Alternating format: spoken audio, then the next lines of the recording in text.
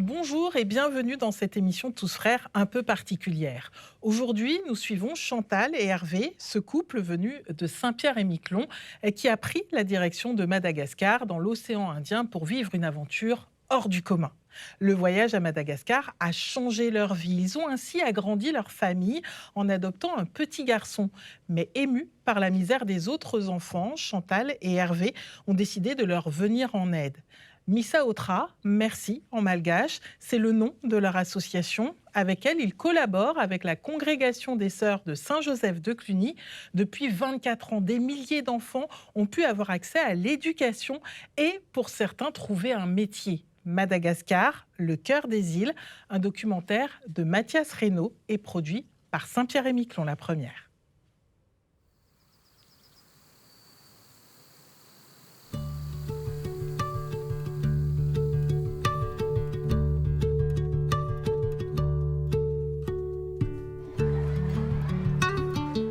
Comme chaque matin, les élèves de l'école d'Androibé se rassemblent dans la cour dès leur arrivée.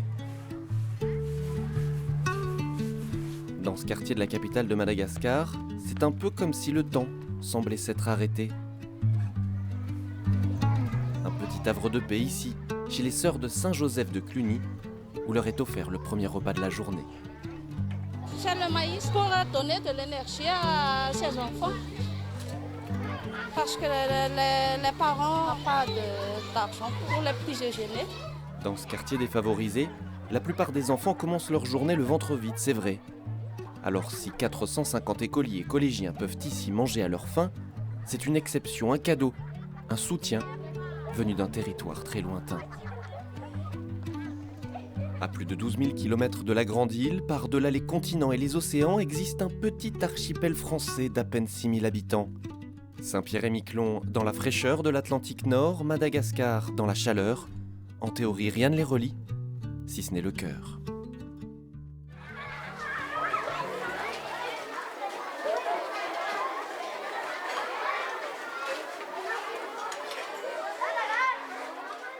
Pour comprendre ce qui, malgré la distance, lie ces deux territoires, il faut d'abord s'intéresser au parcours de Chantal et d'Hervé. Il y a 25 ans, ils se promenaient déjà ici, dans le parc de la congrégation. La première fois qu'on est venu ici, c'était en 99, quand on a adopté Kylian. Et comme on est resté un mois et demi à Madagascar, on venait de temps en temps, on va dire, se recueillir un peu dans ce parc qui est très apaisant. Et pour nous, ça nous faisait du bien un petit peu de sortir un peu du centre-ville de Tana et de venir ici un peu, on va dire, respirer l'air pur. Car derrière le bonheur de devenir parents, c'était aussi pour eux la découverte d'un monde qui ne pouvait les laisser indifférents. L'occasion de réfléchir au moment où leur vie était sur le point de basculer. Quand on est venu pour adopter Kylian, on a eu un gros déclic parce qu'on a vu bien la pauvreté autour de nous. Et on a dit pourquoi pas les aider. Surtout au niveau des enfants, donc on s'est dit on ne peut pas rester inactif vis-à-vis de ce qu'on a pu rencontrer. Ça reste marqué quand même les images des enfants amandiers. Et donc quand on a vu tout ça, avec l'école qui avait des besoins, donc on s'est dit c'est là que l'association s'est montée pour aider un peu tous ces enfants. Cette école, c'est celle des Sœurs de Saint-Joseph de Cluny qu'ils allaient découvrir il y a 25 ans en compagnie d'une religieuse rencontrée par le plus grand des hasards à Paris. Une religieuse originaire de Saint-Pierre-et-Miquelon. J'ai vu Sœur Marie-Lucie Roussel marcher dans l'aéroport et j'ai dit « Oh, Marie-Lucie Roussel !» Elle me dit « Oh, ben Chantal !» J'ai dit « Tu vas à Saint-Pierre ?» Elle me répond « Non, je pars à Madagascar. » Et là, j'ai dit « Nous aussi, on va chercher notre premier bébé. » C'est là que ça a démarré. Oui. Elle a commencé à faire des parrainages un petit peu et puis de fil en aiguille, nous on est venu aussi en aide à des jardiniers qui travaillent ici, qui avaient perdu leur maison avec un cyclone, donc et tout s'est enchaîné comme ça. Et donc après on a repris les parrainages et puis après il y a eu plein d'aides, dont je me rappelle des enfants qui avaient besoin d'opérations. Une petite fille qui s'appelait Mireille qui a subi je ne sais combien d'opérations. Elle avait la polio. La première fois qu'on l'avait été la voir, elle ne marchait pas.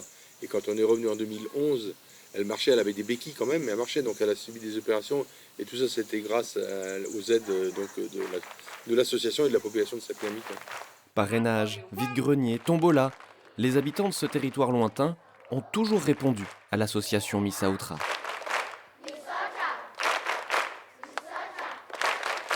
Misotra pour merci en malgache. Bonjour. Comment ça va? Si Hervé est un peu ému, c'est parce que cela faisait 12 ans qu'il n'était pas revenu. Son combat reste pourtant d'actualité dans un pays où un enfant sur 4 n'est toujours pas scolarisé. Il y a des parents divorcés, des parents illettrés et des parents des orphelins. Ils ont beaucoup de la chance parce qu'il y a les bonnes sœurs et vous qui leur donnent des soutiens. S'ils n'étaient pas à l'école, ils seraient où ces enfants? Ils seraient dans les rues. Dans les rues où on ne sait pas. C'est des enfants qui viennent des bidonvilles un peu autour de l'école. C'est un des quartiers les plus pauvres de Tana quand même, donc, mais on a le plaisir de les accueillir. Leur donner le maximum d'éducation, c'est l'objectif un peu de l'association, comme je le répète toujours. Après, c'est leur donner aussi à manger, puis avec les enseignantes qui sont d'excellents enseignants. Donc ils vont faire le maximum pour que ces enfants sortent de l'école, on ne sait pas quand, mais au moins qu'à un niveau qu'ils sachent lire, compter, écrire. 11h30, c'est l'heure de se rassembler dans la cantine pour les 250 premiers écoliers. Au menu aujourd'hui, de la viande, des haricots et du riz. Un repas gratuit et préparé tous les jours sur place par les sœurs de la communauté.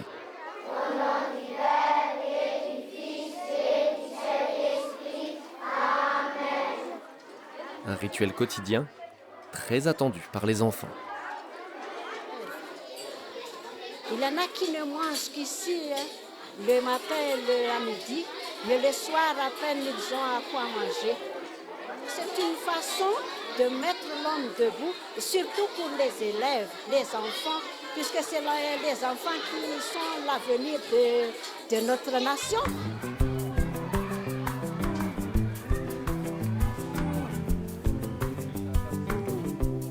Et pour les familles du quartier d'Androibé, c'est une véritable chance.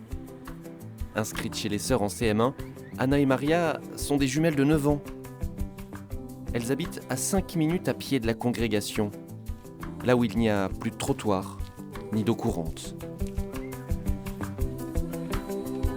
Ici, tout le monde ne va pas à l'école.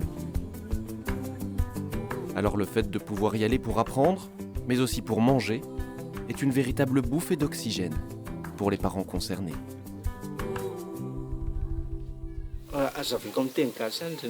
Je trouve que c'est bien qu'elles prennent le repas à l'école, car ici chez nous c'est parfois difficile d'acheter de quoi manger pour tout le monde. Ça nous permet de mieux gérer le budget de la famille.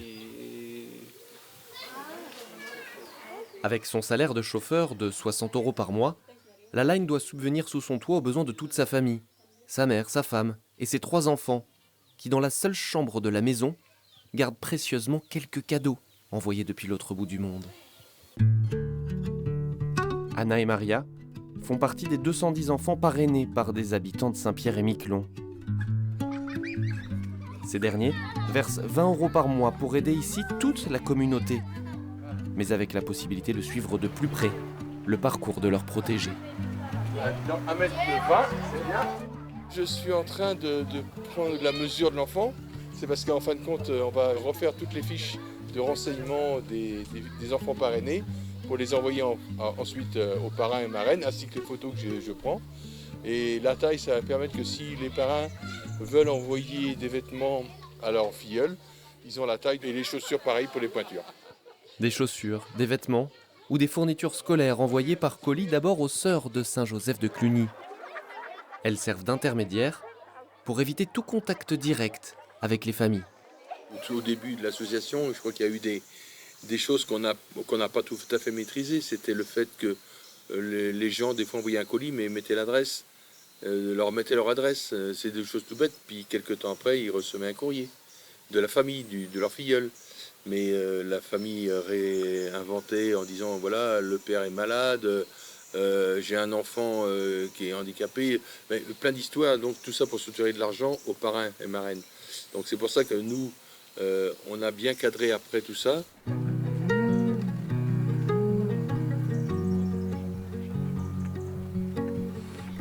Au-delà des parrainages, Saint-Pierre-et-Miquelon a participé à de nombreux autres chantiers dans la communauté.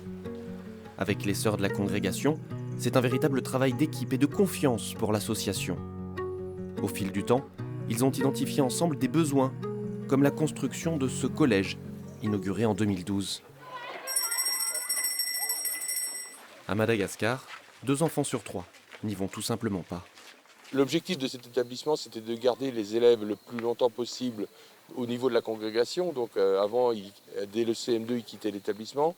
Avec maintenant la construction du collège, donc ça permet aux élèves de continuer jusqu'au 3e. Voilà, donc un plus pour les sœurs et aussi pour nous.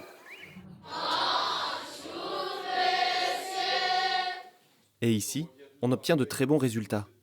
Après avoir obtenu leur certificat d'études à l'issue du CM2, ces jeunes collégiens visent maintenant le brevet pour aller plus loin.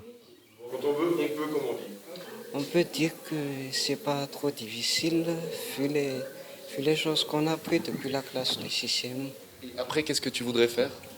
Je voudrais aller au lycée et après le bac, je veux étudier l'économie. Comme tous les élèves, donc il y a des hauts et des bas. Mais si on travaille bien ensemble, donc je crois qu'ils vont réussir à leur brevet. Apprendre et grandir dans un environnement qui les fait littéralement sortir de leur quartier. Dans ce cocon de 17 hectares, les sœurs ont aussi aménagé des terres agricoles au fil du temps, avec l'aide de l'association. C'est ici que les enfants ont planté, ce qui contribue à les nourrir quotidiennement.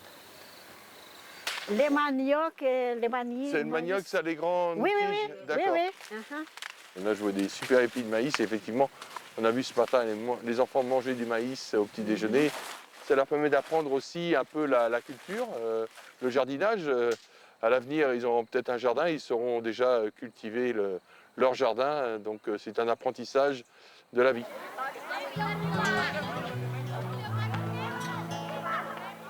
Oh, bonjour, ça va? Hervé. Mais l'association et ses parrains en font parfois davantage pour donner plus de chance à leurs protégés. Chantal et Hervé ont pris la route jusqu'à Antsirabe où vit désormais Emma avec sa maman. Scolarisée chez les sœurs depuis la maternelle et parrainée, Emma a eu son bac avec mention et obtenu son diplôme dans une école de journalisme.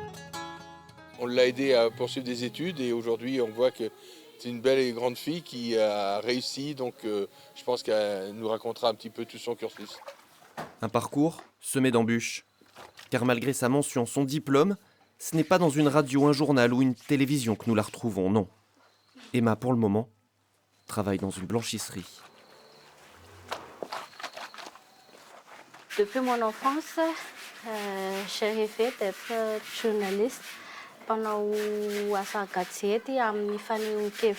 le travail de journaliste à Madagascar, c'est vraiment très compliqué. Il y a des obstacles ici pour faire ce métier. C'est très difficile d'obtenir de vraies informations sur le terrain. Et à cause de la censure, on n'est pas libre de dire toute la vérité. Si dans son pays, la liberté de la presse est loin d'être une réalité, Emma a dû aussi composer avec d'autres difficultés dans le monde du travail. La plupart des sociétés disent que les élèves qui viennent de terminer ces études, ils n'ont pas d'expérience pour travailler dans ce genre de métier. Emma a pourtant déjà fait plusieurs stages, mais vu qu'ils ne sont pas rémunérés, c'est un sacré pari à assumer. Déterminée, elle décroche un nouvel essai dans cette radio et se dit prête à partir, jusque dans la capitale s'il le faut. De la volonté, on en trouve aussi à 200 km au sud d'Antsirabe. Nous arrivons dans la congrégation d'une religieuse qui connaît très bien l'archipel et son association. Sœur Noéline aura passé 9 ans du côté de Miquelon. À Fianarantsoa, elle gère désormais 14 hectares de terrain et 900 enfants, avec une aide qui arrive aussi, parfois de loin. Si Hervé et Chantal sont venus jusqu'ici, c'est justement pour voir comment l'argent de l'association était utilisé dans les communautés, auprès des enfants, là aussi parrainés. C'est le cas de Marila, qui à 18 ans doit tout simplement sa vie à Missa Outra. C'est pas le parrainage, ça serait peut-être pas là aujourd'hui, c'est ça. C'est le manque de sang. Et je dois faire des transfusions tout le temps pour essayer de vivre.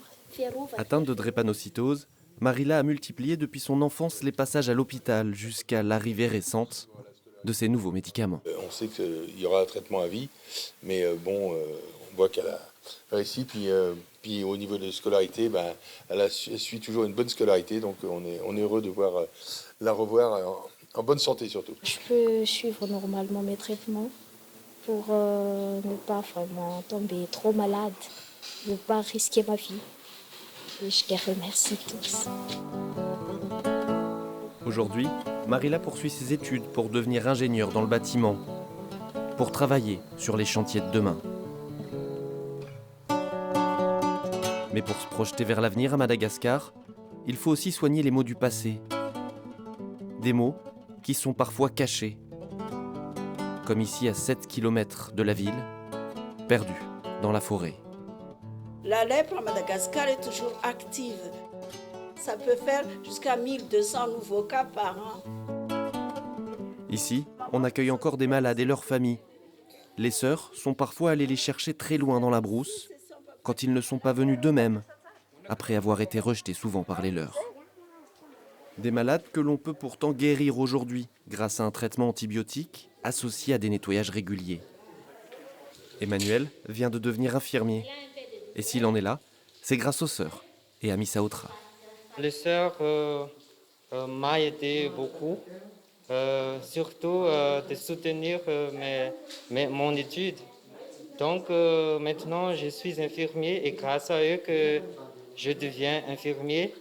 Et je les remercie beaucoup parce que j'atteins mon objectif maintenant et je suis vraiment heureux parce que j'aime bien aider le patient. Et ici, les patients ont le droit de rester pour changer de vie. Sitôt guéris, ils peuvent exercer un nouveau métier dans la communauté. Souvent pour aider ceux qui traversent les mêmes difficultés.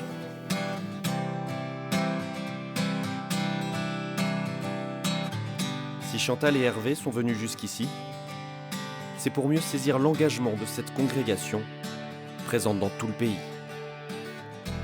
Depuis un siècle et demi, les sœurs se sont installées à Madagascar aux côtés des plus démunis. Elles survivent encore aujourd'hui grâce aux dons de plusieurs associations qui viennent parfois sur le terrain constater leurs avancées. Mais pour cela, il faut voyager. Pour l'enfant amoureux, carte d'estampe, l'univers est égal à son vaste appétit, à que le monde est grand, à la clarté des lampes, aux yeux du souvenir, sur le fini des mers et à l'ombre. Mananzar, face à l'océan.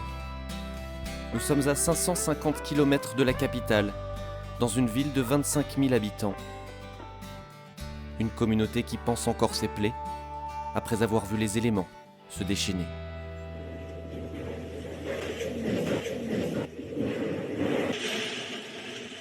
Les cyclones Batsirai et Freddy auront ici presque tout détruit. En 2022 et 2023, leur passage aura laissé la ville dans l'effroi. Des morts, des disparus, et un territoire ravagé à près de 90%. Dans sa vie, sœur Mélanie avait déjà connu des tempêtes, des cyclones, des dégâts. Mais jamais comme ça. En face du cyclone, il faut te mettre debout et mettre confiance en Dieu. Mais à quoi vous avez pensé quand vous vous êtes retrouvé là-dedans? Au début, oui, est-ce qu'on va revenir? Est-ce qu'on va pouvoir réparer tout ça? Parce qu'au fond, on n'a rien. Après avoir accueilli dans l'urgence les habitants des alentours, les sœurs lancent un appel aux dons, et même une bouteille à la mer en direction de Saint-Pierre-et-Miquelon. Très vite, la population de l'archipel y répond. 18 000 € récoltés pour un très gros chantier. Si les 750 élèves de l'établissement sont désormais à l'abri, tous les travaux ne sont pourtant pas finis. L'un des bâtiments reste en ruine, mais les caisses sont vides. Le chantier à l'arrêt, et ce n'est pas l'État malgache qui va les aider.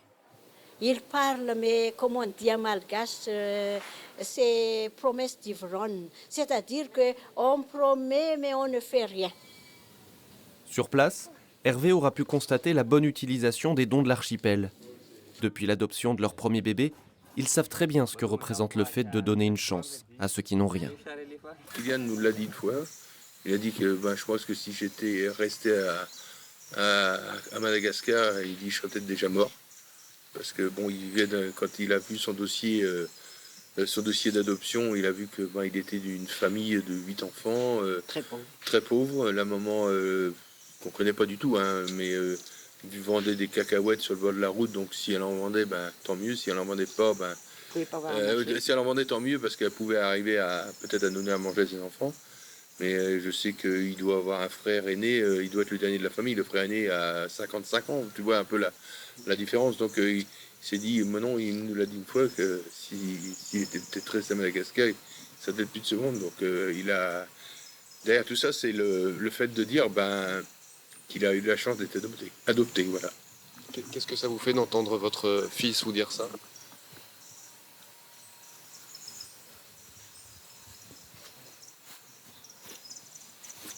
C'est dur. Nous, quand on l'a eu, il avait quel âge? 6 mois et demi. Ouais, 6 mois il n'avait jamais bu de lait.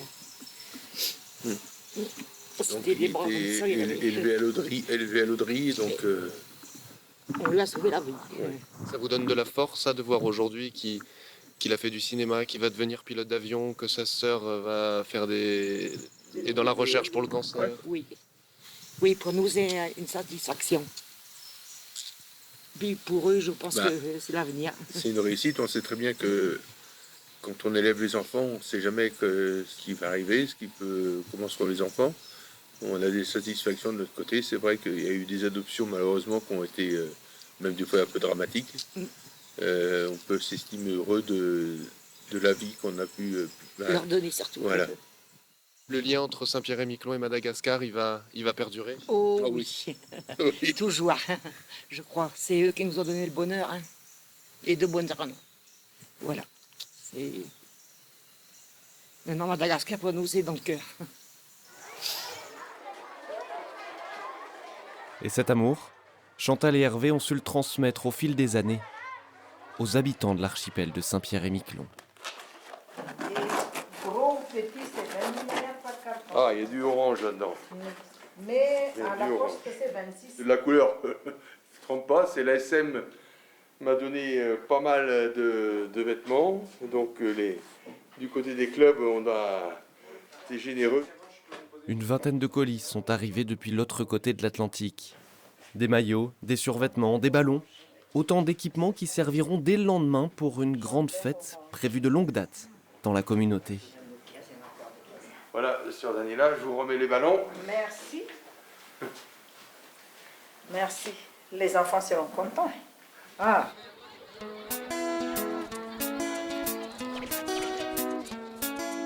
Les étudiants et les joueurs, ils sont tellement contents. Alors, tout ce qu'on peut dire au nom de tous les élèves et tous les corps enseignants, merci, merci, merci beaucoup. C'est vraiment important. C'est le plus beau terrain d'Androibé, non? Oui, le plus beau. Mais ce qui se caractérise, c'est qu'il est en gazon naturel. Et aux alentours, il n'y en a pas. Il n'y en a pas. Alors, merci beaucoup. Ce cadeau, c'est un complexe sportif pensé de longue date et financé par les nombreuses actions de l'association qui aura levé près de 36 000 €. Le projet a mûri il y a 4 ans. Aujourd'hui, on l'inaugure, donc c'est une réussite aussi pour l'association parce qu'il a fallu récolter des fonds. Maintenant qu'ils vont pouvoir exercer leur sport favori dans de bonnes conditions, et on ne sait pas ce que l'avenir nous donnera, s'il y aura des champions qui naîtront de cette école.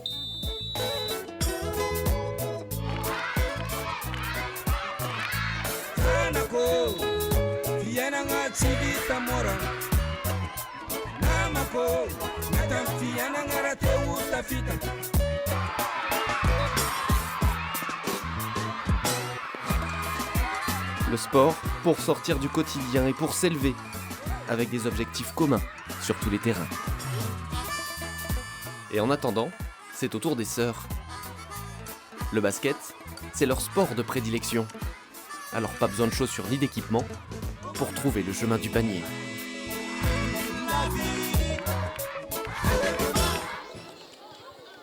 Qu'est-ce qui vous a fait gagner aujourd'hui? Nous avons joué avec Jésus. C'est ça la différence. C'est ça le secret? Ah oui! Pas de feu d'artifice, mais je crois que le feu d'artifice, c'est les enfants qui l'ont donné. Donc par leur joie, leur cri. Hein, et puis les sportifs qui ont donné le meilleur d'eux-mêmes pour nous montrer un spectacle fabuleux. Quand on voit aujourd'hui cette journée merveilleuse, on peut que dire qu'il faut qu'on continue et qu'on améliore encore la vie du quotidien de ces enfants. Je le répète toujours, dans leur milieu scolaire, bien sûr. Un environnement qui leur donnera peut-être envie d'aller plus haut, plus loin. En 25 ans, Missa Otra aura déjà fait du chemin pour permettre aux enfants d'envisager un meilleur avenir pour demain. C'est la solidarité d'un petit archipel lointain qui a peut-être aussi quelque chose à apprendre de l'océan Indien.